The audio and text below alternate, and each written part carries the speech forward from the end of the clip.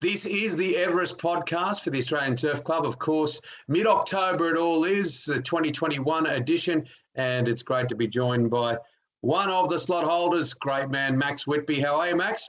Good morning, mate. How you doing? Yeah, I'm really well. So you've gone with Masked Crusader. We had a chat with Wayne Hawkes. Tell me your thoughts. All reports prepping very well, spelled well. All systems go at this stage, mate. Happy to be involved. Obviously, Neil Werrett is in the ownership. I'm not, but it was an easy decision for us to make. Very fast horse. He is a fast horse. He's a lightly raced horse. He's a 5-year-old gelding, and John Hawkes, who, you know, he's a man of few words, but he's been very bullish about this particular horse. Yeah, Neil's got a particularly good long-term relationship, as I do, with the Hawkes fellows, and been quietly. We had a bit of a sniff last year at him, but as it's turned out, we're here and we're very happy to be here. And I think with everything I see in front of me that's exposed at this stage is, I think we're right in the betting, and I think we're about on the third line, I think. Look, your lower horse racing, we can see it just over your shoulder as horses are being paraded. It's look, just quite generally, Max, it is a fantastic game, isn't it? It lifts people, particularly with all the dramas that lots of people have been through. It is just a fantastic game. Mate, we're blessed to be, I think we said it last year too, mate, we're blessed to be alive and running and kicking and the rest of it. And, you know, lockdown, obviously it's a big part of my life, breeding and racing and gambling, yep. And the fact is it's keeps you sane, mate. I got the stock market in one corner, I got the horses in the other corner, so I'm going all right. and you're looking at me at the camera up the top, which is good. What about this particular race, the Everest? It's caught the imagination of the whole of the Australian, if not world, sporting and racing population, because it's only been around since 2017. Timmy, it just gets stronger and stronger, and the inquiry's higher and higher. And if we maintain this prize money, which we will, and I think there's still a bullet with the prize money, I think we're in good shape. The quality of horses, from a regional slot holder's position, I just want to make sure we maintain the ship, same terms and conditions, same distances, same amount of noms. And that's the undertaking we were given by Peter way back after our first Everest. We had a full debrief. He assured all the slot holders we'd be given first preference, and it would maintain a 600,000 nomination a year. So at this stage, steady as it goes. Racing in general, fantastic. He's very innovative. More incentives this year, another couple of additional races. Prize money's up. Great time to be in racing, good time to be in breeding. Syndications are strong. High inquiry. You know, I think people have a lot of pent-up energy. Money's cheap. You know, it feels good. And the Australian Turf Club, I know it's a very special place in your heart. You were one of the original board members. It's a magical place, Randwick, and all the race courses. Yeah, special Randwick in all our hearts. I think racing in Australia focuses on headquarters, as I call it. New South Wales, great racetracks. All the consolidation through the bug now that we're all at Randwick. You just make sure we don't flog it too hard, but going into the big race. But it's well managed, the track managers and the club itself, you know, in bloody good hands. So I think we're okay, mate.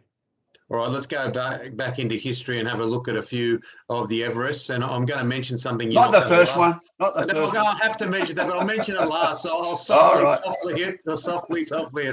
Let's look at trekking last year, 4th. Yeah. What did you think? Oh, terrific. Very happy. I thought we ran third. All my crew said, we went third and then bang, 4th. Nice. Great people to work with, James, and they did a great job for us, and we're happy to be involved, mate. Ben Cox, good man. And Sunlight, the year before that, precocious talent, Sunlight, just was a horse, mixed its form a bit. Mate, that's probably the most assured horse. I thought we'd absolutely smash him and ran stone motherless. But Tony just couldn't explain. And at the end of the day, great lady syndicate. They're all really nice people to deal with. He said, I'm going to have to put her out. Max can't explain it. It's after the race, post-race. And next week, 2 weeks later, he's back for the Cosy and gets beaten by a nose. Yeah, they're unpredictable, some of them. What about Chris Lees and Graf? Graph, yeah, it's funny that we've just the stud Kitchen Hills have taken Graph under our wing now. He's joined our crew and joined Saburg. So our stallion stocks are growing up there, obviously. And you wouldn't believe it, raced him. Now I own a bit of him. So interesting. Good grinder. Would have loved to have won it with Chrissy, of course, an old childhood friend, so to speak. Known him since he was a boy. Good, could handle the wet. And, not a bad performance. And we've got to go there. 2017. All right. Vega Magic. I'm going to take you down that road. Oh, yeah, fair enough. It's a good way to start the betting, wasn't it? Like, first year getting beaten by a bloody how do you do? And, well, it was, as I've always said a million times, I bagged the ride. He was about 8 lengths off him at the turn, come flying home, got beaten by Wushka, and worst ride I've ever seen, blah, blah, blah. And Hazy said, oh, no, he doesn't listen to us too often, Max. I went, oh, is that right? Oh. So anyway, I potted him for the rest of the year, and he ended up winning the comp in Victoria. So good judge me. Oh, that's a horse race. But Mars Crusader, another race brings another opportunity and another air of excitement. And I think that as you say, he's a beautiful looking horse. Yeah. As I said, everything seems to be pointing in the right direction. I'm happy we jumped early. Sometimes we've been in early, been last to select and things like that. If you look at everything else here, Rothfire fired up pretty good at barrier trial a day or so ago up in Queensland. It's coming back from 2 major chips, so I have to put a line through Eduardo. I don't know if he'll get a run. So a few there, Nature Strip, of course, fast horse. Last year's winner. I'd be very surprised if he can replicate last year. He got this couple of new. He's lost them running and stay inside. They look a couple of beautiful prospects. So most of the slots are gone. I'm not too sure what the latest stats are. It's not much traffic at this stage. I guess it'll pick up in the middle of this month, all the conversation and a bit more exposed form, things like that. Yeah, exactly. Yeah, Inglis have got G-Tra again, so they'll be trying to make that fairy tale come true. But we'll blow him away. Don't worry about that. but I think the overriding thing, Max, is, and you and I are both pretty positive, upbeat human beings. It's something to really look forward to, isn't it? It's been a bit of an ordinary old time of it, and it's like getting to the final round and getting hit again. But it's something to really look forward to in middle October. Yeah, I didn't get really excited about the Olympics, the lead up, et cetera. And but I tell you, it's been, engrossed with the last couple. I like the boxing and a couple of those sort of sports, and it's good to get some exposure to it.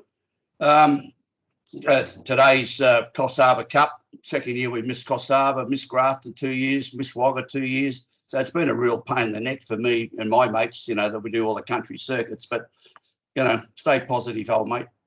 Yeah, absolutely. And it'll be very positive if you're on track in the middle of October and Mars Crusader salutes, huh? Bit of yeehaw going on then. Absolutely. Well, thanks for coming on the Everest podcast, Max. Have a great spring. Good on you, mate. Good to see you, Timmy. All the best, everybody.